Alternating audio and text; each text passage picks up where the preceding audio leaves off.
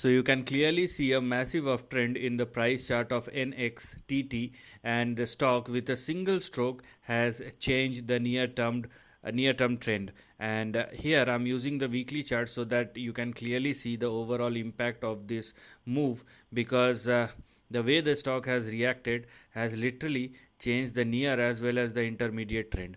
But first of all, we cannot rely on these kind of moves, and that's why if you want to build your position on top of that move or after this move, you better understand that there lies a risk, and what we right now want is stability, and that is why it is mandatory for NXTT to continue to trade and sustain above these two levels, which are our support and stop loss. So we're gonna have our support at 1.92 and stop loss at $1.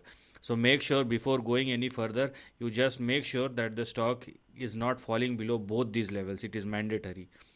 Now, because the stock is trading above 1.92, and if it will continue to do so, then the least which one can expect right now is 4.35, which is your first target. Then after 4.35, we also have 7.2, and in case the stock even stretch beyond 7.2, the stock may further expand or extend up to 15.8.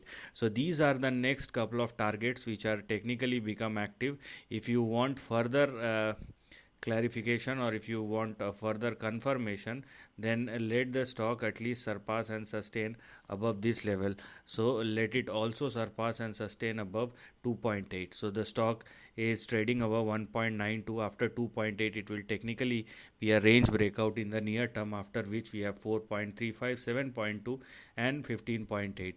Now please understand that these moves are not sustainable, and also it may happen fast, it may happen slow, but because I'm using the weekly chart, so please understand that it's going to take time.